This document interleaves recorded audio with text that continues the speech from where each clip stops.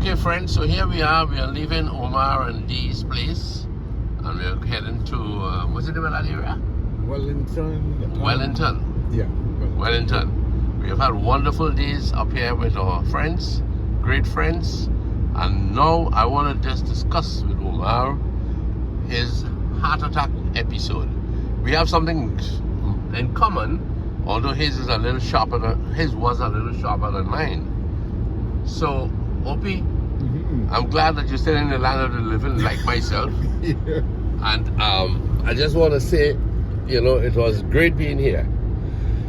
I had a heart attack in 2019, right, Louis? Yes. Yes, and it was excruciating, and eventually I got to the nursing home and they put in a stent for me. The days following would have been a little rough because you were accommodating medicine that would be having side effects. So you struggled on. I lost about 30 pounds in 6 weeks, but today I'm back up to a nice little 178. Okay, so in those 5 years I've only put on how many pounds? That would be 13. 165. Yeah, 13. About 13 pounds 13 pounds. in 5 years. Right. People know my story, so I would want to switch now to Omar. What was it like when you had your heart attack back in Trinidad?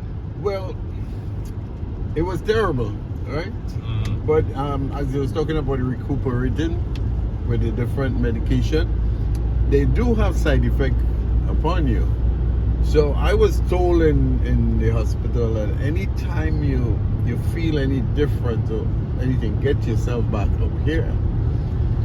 So I was not, they didn't allow me to drive. So one evening I had some twitching on the back, the muscles, and it was just, acting erratic a little bit. So I was scared. So I decided to travel and go up to the hospital. And they kept me there for a long time. It was about 2 o'clock in the morning. I got there about 8 o'clock, and they released me about 2 o'clock. It turned out to be just some muscles reacting to the medication. It wasn't nothing serious, really. So I was looking for a taxi to get back out. This is Port of Spain? Yeah. Okay. And there was no taxis, but then I saw this one guy pull up, and so I hailed him up and say, "Yeah, sure, come take you down to the square. You gotta go to the square and then take a next taxi again to go down south." So, man, as I got in the car, I realized the car don't have any door handle. It's I kind of rigged something that I can't open this car to come out again. Right. So I was just kind of cool about it and say, well, maybe this is the way this door operating or whatever. But as we was going down, the conversation was going good, and then he said, for a couple extra bucks, I could take you straight home. And so I said, well, yeah, no problem. And we chatting and talking nice, and then we got to the Cane area, close to the river, and he said something was wrong with the car. I gotta go check something. So let me go on this side. Yeah. So I see him. He got out of the trunk. He got out of the car, went to the trunk, and come back in, opened the door, and as he sat down, he put this gun on the side of me. Oh. Yeah, he stick this gun on the side of my waist Omar, right the here. driver of the car? Yeah, the driver of the car. So you alone in the car? Yeah, me and him alone. Right, because you tell you drop your shit. Yeah. So your heart skipped many beats? So I put my hand up like this, Hey, so give me, but he wasn't talking like how I talking. Yeah. Cussing and saying, give me your so and so Money. wallets and what. So I said, okay, take the money, take everything from it, but leave me with the wallet because I've got my license and all of that in there. But he said, shut the so and so up, and I'm like this, and I realized he took the wallet, and he still have this gun stuck here, and we not we're not doing anything, you know. So, but then I saw a car in the distance. The light of the car coming through the cane, you know. I say, you know what? He probably gonna shoot me after that car, you know. Pass. Yeah. So the car did come and went by. But the minute the car went by, he had his hand around my back here where the door, he was operating something on the door. I hear the door click. Man, the minute I hear that door click, I just pushed that door and started running up the cane. You know, just running up the cane on the bank, going up the road. It seemed like the river had overflowed, so it's mud and everything. Just tracking What through. an experience from after a heart attack. Yeah, so and then I realized I'm not hearing the car starting. So I said, you know what, this guy probably coming in the cane field to kill me. So I decided to change course. So I'm not running straight again. I started to change and go across the banks like this. Right. But man, that was something. After a while again, I stop and then I hear the car start and the wheels revving and they spin around and he went back out. He went back that way. You went to the police? So I came out the cane field in the dark. Yeah, but you talk about a dark night, there was like no moon. So what time are you talking in the night? This is about 3 o'clock in the morning now. Oh, so Right. you left the hospital in the night? Yeah, I left there about 2 o'clock. I just came out to see if there was a car. If there wasn't, I was going back in the hospital and wait until the morning, you know. So anyway, man, I came out in cane field and you know, for some reason I wasn't frightened again. I don't know why. I just came out and started to walk towards the village, you know, through the cane, I mean on the road, just walking. Some cars pass, but you know, nobody picking you up because it's just dark. And this man walking through with all this mud on him, they ain't something. So what happened? So I got up to like Warren, I don't know, is it? Warren, yes, Yeah, of I course. got up to yeah. Warrenville there. I know Warrenville, yeah. And I stood under the street light. And then this Like guy... a mud statue. So I was standing there hoping, you know, somewhere because I was tired too, you know. Yes, of course. I'm frustrated and I don't have any money in a wallet, nothing. So he didn't give you back the wallet? No. So I was there and then a guy who knew me, he stopped and he was plying his taxi and he stopped and he said, jump in. I said, buddy, I ain't got no money, nothing, but you know, just take me to the, you know, Cunupia police station there. As soon as I get to the station and tell them what happened. Right. Boy, when I got there, the fellas interrogating me like if I do something wrong, you know? So I'm looking at them and they don't believe me. One of the cops said, you know what happened? You went and gambled all your money out and you're afraid to go home to tell your wife. Yeah. Wow. I say, see this I done, I'm out of here. You know? They give me a lift home. You know? They give me a lift and You know what they did there? They didn't plan to pursue any case. No, So they give you that story to hold and They yeah. went back off. in other words they write off that incident. Yeah, like it was strange the way it happened, you know? And maybe they had a lot of scams doing that, I don't know. But that's still what they said. So we done with you. So Omar got a PH taxi. I think it's a PH Yeah, taxi. they'll have to be. But I don't know if he was a criminal or something who tried to pounce on somebody walking around there. Or, Maybe, yeah, you know. We'll pick up somebody else and rub them the same way. Yeah. So, Anyway, so Obi, so whatever happened now with your good old heart at that Well- point? well, He didn't become heartless. my brothers when they came home and some friends came the next day to find out what happened, you know, because they hear what, you know, probably somebody talking. Well, they conclude, they say, but you know, that was the heart test. And that proved that heart working good. So, Yeah, that's true. So did you get a heart attack eventually? That is, you know. yeah, after how many years, boy? How many years? That that would have been a good, maybe about 10 years after or so. 10, 12 years after, up in the States here. I went to a funeral, and in that funeral, I started to sweat a lot. And figured something was wrong. Right. Yeah, so, but every time I would sit in the AC, the car, it was okay. So I drove home, it was about an hour drive. And I started to relax and feel, good.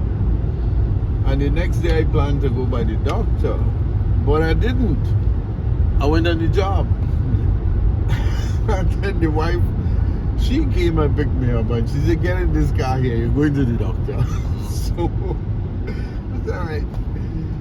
So, we got to the doctor and the lady started operating, the lady doctor with her, which is, and she kind of busy and she said, I'm going to call the ambulance. So I said, what are you going to do that for? She said, you having a heart attack. I said, what? But I'm more relaxed, Yeah, she said, I said, well, hold on a bit, right? I said, instead of you call the ambulance, I could go across this, it's right in Wellington here, I could drive, She said, no, you better sign. If you're doing that, you have to sign out of here. I really sign out too. By the time I get to the hospital, no. I don't want to pay the valet. I'm looking for a park. I end up quite in the back of the hospital. By the time I reach by the door, the back of the hospital, I want to fall down. Of course. There's a real treaty who want to save a dollar or two, right? I'm telling you, boy, it's so stupid. No, I make sure I look for them valet. Yeah, So what was it? What was their treatment like? What did they do for you? Well, after when I walked through the back door, the girl at the station, the counter, she was busy with somebody, but there was this nurse walking up the corridor, and she's looking at me, and she has a plaster Paris on her ankle. She's limping, but she walked straight to me and she held my hand.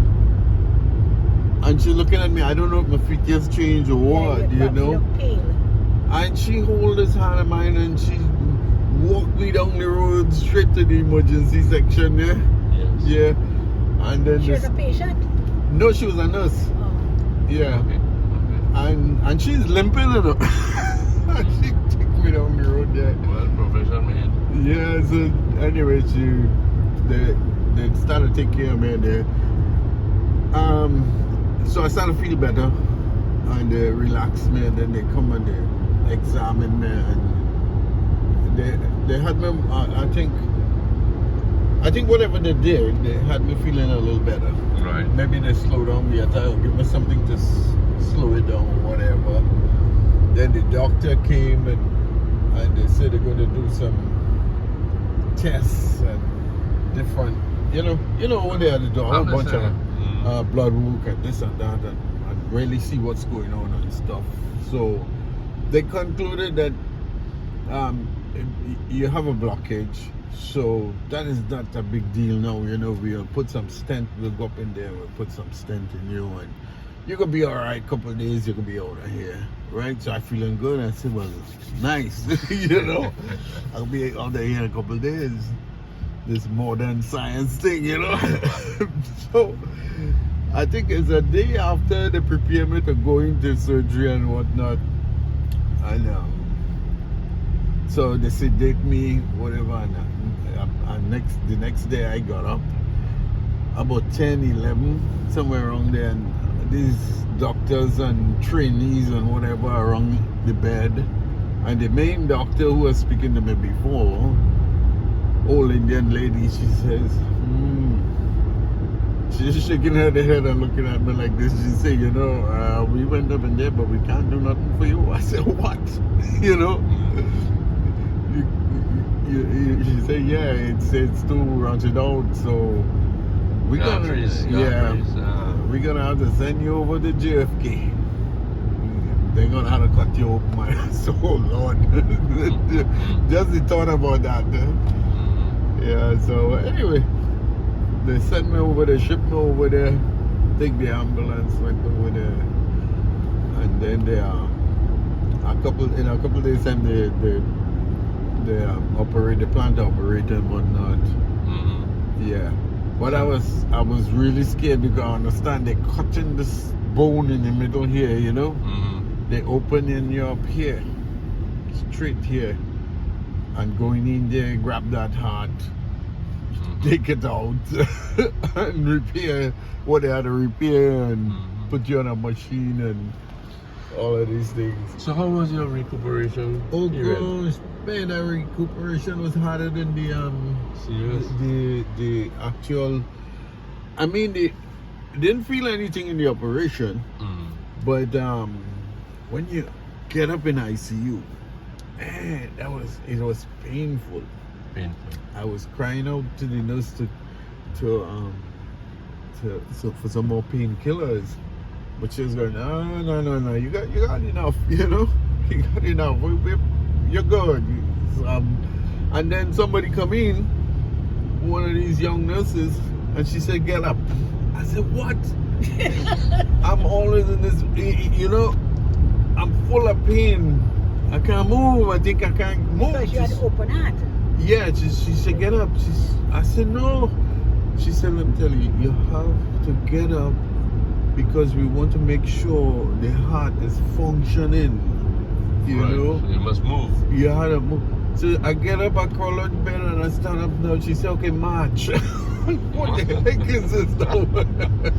You understand a march, you know? And then, Nazi style? I guess I do something, I don't know, man. So, well, eventually, they put us.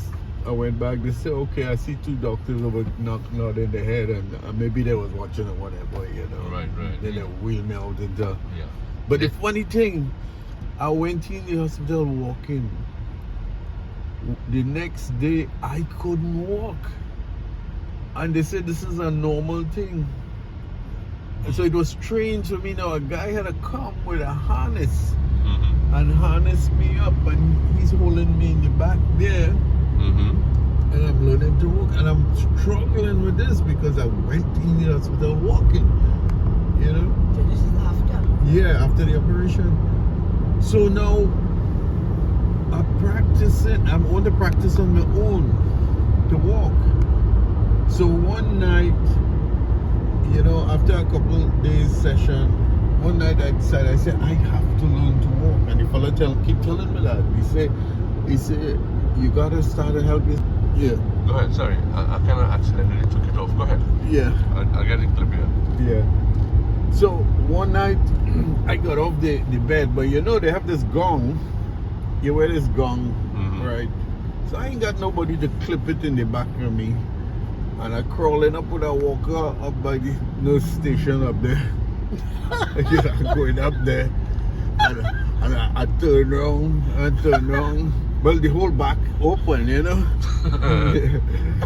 One of them guys one of the male nurses, so he said, "Come over here." I said, "What?" He said, "Let me fix this. We had too much female nurse around here." But you're sick, you don't realize the back of you open, you know. Illness is humiliation, you know. Yeah? I tell you, A lot girl. of humiliation in illness. Oh Lord, boy, when they strip you down and how to do you this and do you that, you can't see that nowhere. You just gotta go with the flow. So, Ma, what is the present condition of your heart? The doctor says something is wrong, and he's been telling me that for a long time, and he's doing all these tests and different tests. They find nothing. They put me on the stress test, ace the stress test. So I just continue to exercise a little more, you know. And I feel good, you know. That's good. But Yeah. you must exercise, you know what? Yeah. Walks and then. Yeah. When I exercise, like if I'm on the job, I kind of help out. That is help with the sweat. And then when You have a wife that like to walk, so you must go walk with her. yeah, she just get more and go and walk. Very committed to exercise. Oh yeah, that whole family boy So there. you have a good support in that, you know. Yeah. Well, folks, that has been a heart-to-heart talk And we are here at our next stop. So thank you very much for being with us, and do have a very pleasant day and weekend. Thank you.